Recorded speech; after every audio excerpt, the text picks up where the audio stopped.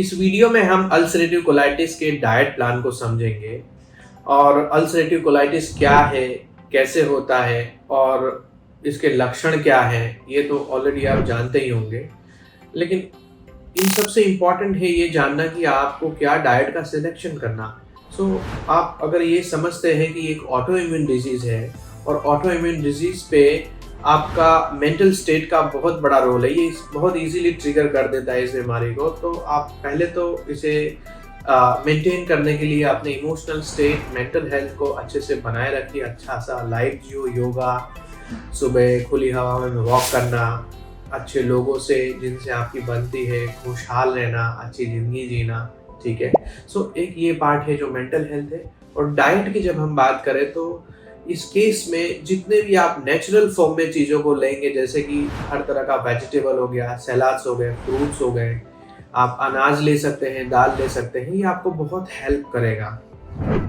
और आप कोशिश करिए कि आप जो वेजिटेबल है, सलाद है, फ्रूट्स है, इनको ज़्यादा लें।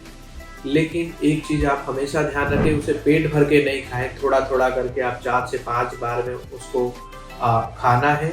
और बाहर की सारी चीज़ें जिसमें तेल वाली तली हुई, मैदा, बेसन, टोस्ट, खारे बिस्कुट, ब्रेड या non veg, alcohol, smoking, hotel की चीज़ें हो गई, पैकेट या प्रोसेस्ड चीज़ जिसके अंदर प्रिजर्वेटिव्स होते हैं, केमिकल्स का यूज़ किया जाता है, ये सारी चीज़ें आपको नहीं लेना है।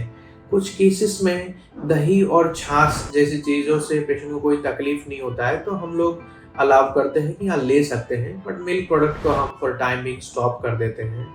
आप भी अपने डाइट प्लान में इस तरह के चेंजेस ला सकते हैं। लेकिन हर केस की इंटेंसिटी और ग्रेविटी अलग अलग होती है। कुछ केस प्राइमरी लेवल पे, कुछ मीडियम में है, कुछ एक्सट्रीम है जहाँ पे पूरा इन्वॉल्वमेंट है। तो जो डाइट प्लान बनता है वो पेशेंट की इंटेंसिटी पे डिपेंड करता है। तो जब कोई पेशेंट हमारे वहाँ ट्रीटमेंट शुरू करते हैं ब्रह्म homeopathic healing and research centre में, उसकी केस की इंटेंसिटी को समझ करके उसके एप्रोप्रिएट उस पेशेंट का प्रॉपर डाइट प्लान बनता है। तो जो एग्जैक्ट डाइट प्लान है वो तो हम आपके केस और आपके रिपोर्ट के आधार पर ही आपको बता सकते हैं, बट बेसिक मैंने आपको आइडिया दे दिया। फॉर एग्जैक्ट डिटेल आपको अपने रिपोर्ट सेंड करने रहेंगे और रिपोर्ट देख करके जब ट्रीटमेंट शुरू होता है तब आपको ये दोनों ही एस्पेक्ट में गाइडेंस मिलता है। एग्जैक्ट प्रॉपर डाइट बनेगा आपका, और सेकंड आपको इमोशनल हेल्थ और मेंटल हेल्थ अच्छे से कैसे बनाए रखना है उसके लिए भी आपको प्रॉपर गाइडेंस मिलता है। Thank you.